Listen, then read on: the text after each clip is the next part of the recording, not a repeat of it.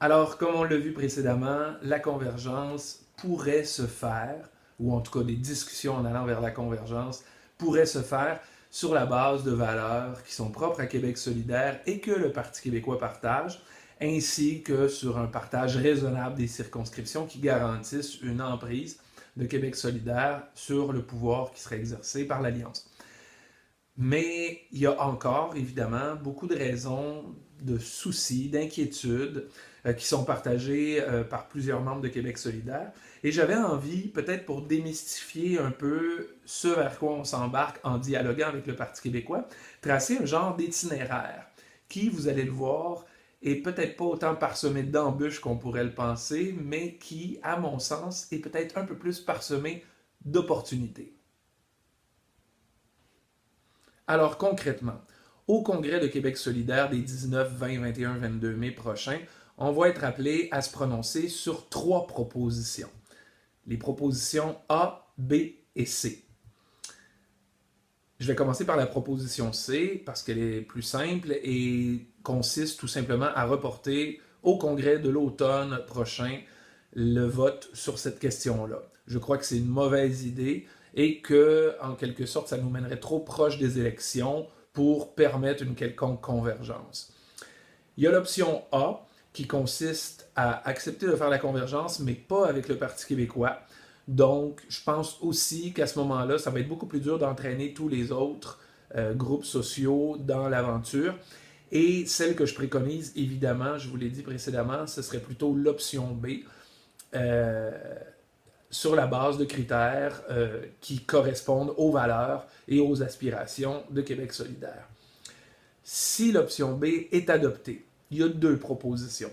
Soit que les négociations ne fonctionnent pas bien, que le PQ rejette les conditions posées par QS. À ce moment-là, QS aura tenté la convergence sans trahir ses principes, mais le PQ n'aura pas accepté et la convergence ne se fera pas, tout simplement. Par contre, si le PQ accepte, ben là, la convergence peut se concrétiser, elle prend la forme qui est négociée et qui est ensuite acceptée au congrès de l'automne 2017 de Québec solidaire. J'imagine aussi au congrès du Parti québécois qui va se passer à la même période. Et on est en route pour renverser les libéraux en 2018. Ceci étant dit, il se peut que ça ne fonctionne pas. L'Alliance populaire pourrait perdre les élections en 2018. On n'aurait pas trahi nos principes, toutefois, le PQ non plus, la convergence n'aurait pas porté ses fruits et QS aurait pu faire d'importants gains électoraux. Chose intéressante, le Parti libéral, toutefois, pourrait se retrouver minoritaire. Par contre, il est possible qu'on gagne. Et là, l'Alliance populaire remporterait les élections donc de 2018 et il est fort probable que le gouvernement péquiste formerait un gouvernement minoritaire et que Québec solidaire posséderait la balance du pouvoir. Du moins, en tout cas, c'est ce qu'on espère. Et il serait logique, je pense, de travailler pour ça si on s'en va du côté de la convergence. Une fois que ça s'est fait, une autre crainte, c'est que le PQ trahisse les engagements envers l'Alliance populaire. Évidemment, c'est possible, mais si c'est le cas, Québec solidaire aura tout de même fait d'importants gains électoraux, sera resté fidèle à ses principes et sera en selle pour faire de bons scores en 2022. Avec un peu de chance, il y a quelques engagements de l'Alliance qui seront réalisés en totalité ou en partie, mais dans tous les cas, le Parti québécois paiera probablement le prix politique de cette trahison-là.